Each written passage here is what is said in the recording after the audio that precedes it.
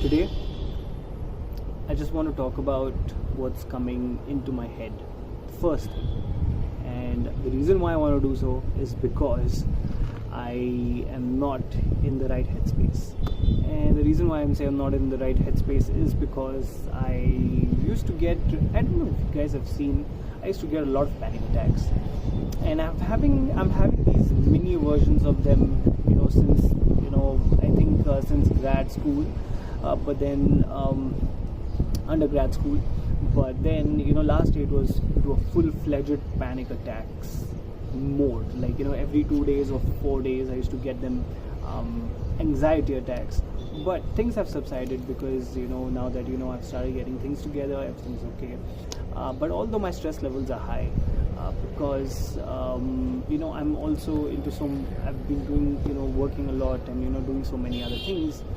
And plus, I guess sometimes I realize that there's just so much more to do, and I kind of blame myself for it, for not taking, full accountability if things do not go well. I think it's how I want to say it is, I do take full accountability, but especially when things do not go well, and that is why I feel like a lot of remorse and pain, and that kind of adds up, and suddenly all it takes is that one trigger to make your entire head melt into like bits and pieces that you just feel like lie on bed and not getting up, and not even listening to music, but you just feel like talking. But here's the interesting part. If for someone who feels that they can relate, is that you feel that you want to talk to someone, but that's not really the case. All you feel like is just talking about it. Although you may feel that you can call up your friend and just want someone to listen to it, but I think I'm gone past it now, because I realize that not everyone is going to be free all the time.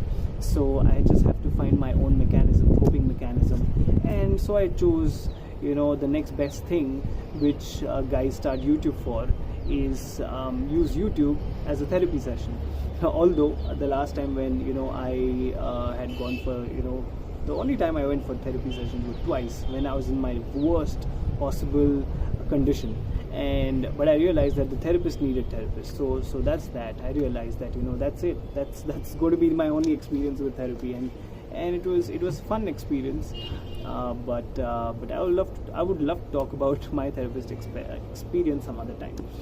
So I realized that talking helps, and today, as I'm talking about just how I'm feeling, it's kind of making me feel better, although it's not kind of making the situation better, but my perspective is getting better. I feel like I'm in more control of things now. Like I'm starting to feel confident again, I'm starting to feel fresh again. So I think the key to these things is just talking about how you feel and what's on your mind, without any filter, without writing anything down, because I think and what they say about mental health is like completely true, man. Like, it's more important than your physical health, because if your mind is not there, I think you will lead to bigger rubble, and you don't know what triggers are being put into your psychology, I guess, and what has happened to you early on that has led your brain to be like this. But it's just different things that would happen to you, and you will just feel like, all right, why am I feeling like this? I'm not supposed to be feeling like this. So it's something, there's always something that's deep rooted. So having said that, I do have my chips on the shoulders as well. I'm on my shoulders as well, on both of them, I guess. And I guess that this video is just about me kind of accepting it, and kind of expressing my overall stress levels, which I am in right now, although I feel much better than I was feeling about 5 minutes ago.